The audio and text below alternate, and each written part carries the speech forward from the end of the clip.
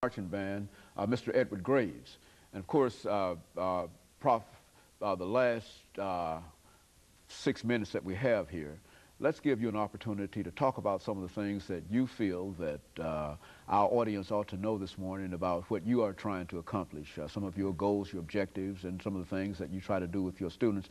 Those are quite a number of things to try to talk about in 6 minutes, but within that framework, you know, to kind of freely give us that kind of information. Okay. Well, first of all, I'd like to acknowledge the people that are working with us now. We on our staff. We're very fortunate to have a very outstanding staff of dedicated educators. Right now we have Mr. Kevin Davenport, who's our Associate Director of Bands, a 1984 Tennessee State University graduate.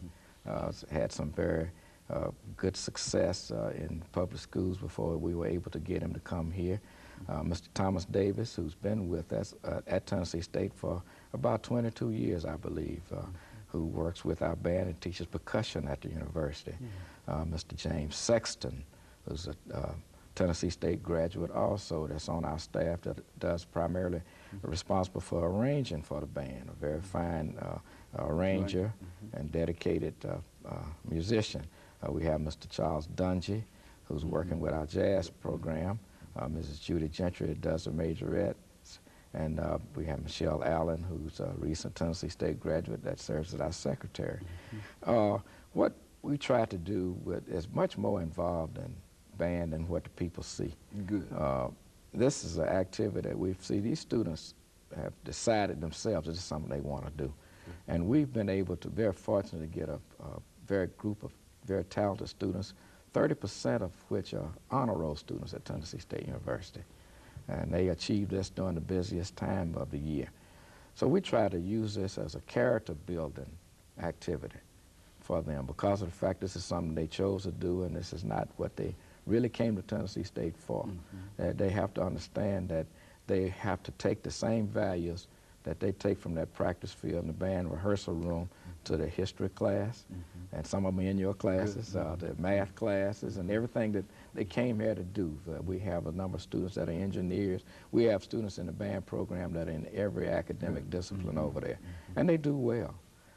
We're fortunate, as I said, to get students from a lot of different areas of the country, and it's a problem for us because of the fact that whatever amount of money we have for scholarship, you don't have enough. It's not enough.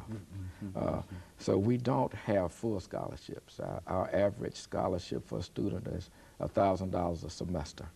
And we're constantly looking and begging and pleading for people to please help us to be able to bring these talented youngsters from all over the country and from Tennessee. Majority of our students are from Tennessee, by the way. And we want to continue to build this with and pass these values on to these students because they have to understand they are representing Tennessee State University, which has a wide web of alumni all over the world, the state of Tennessee, Nashville, and themselves. And we try to teach them the values of respect, self-respect, and respect for others, pride in the university, pride in the organization, and pride and support for one another. And these are the things that we have to build. We say all the time that there's no I in band. So, you know, and the only thing that we have to do is to play some music and to march up and down that field.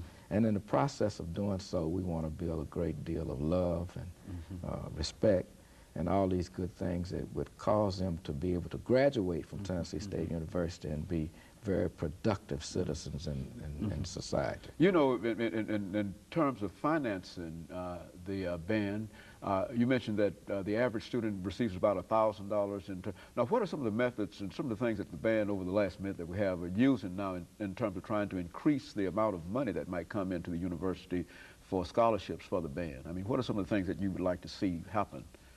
Well, what we'd like, of course, first thing, there's in process right now a group of people in Nashville, a band alumni, that are forming a band alumni group, association, or whatever they're going to call it, to give us that basic support that we need for primarily for scholarships.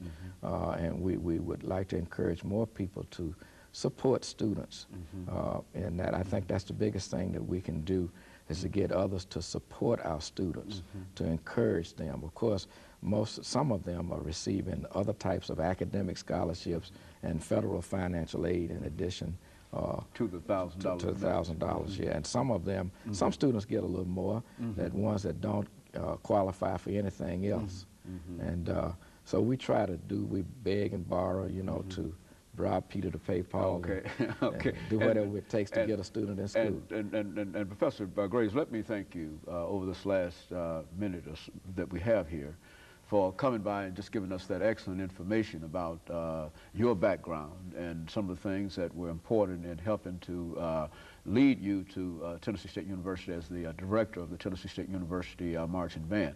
I think that any person who had an opportunity this past week to see that band in action, and as we've said, we've seen it time and time again, but I think that the win that the university had over Jackson State, coupled with the performance of the band and the ability of those young people to simply get out in front of 65, 70,000 people and to perform as if they're performing on the field over there, it's encouraging. And let me thank you for coming by, and let me encourage our audience to tune in again next week for another informative edition of Comments.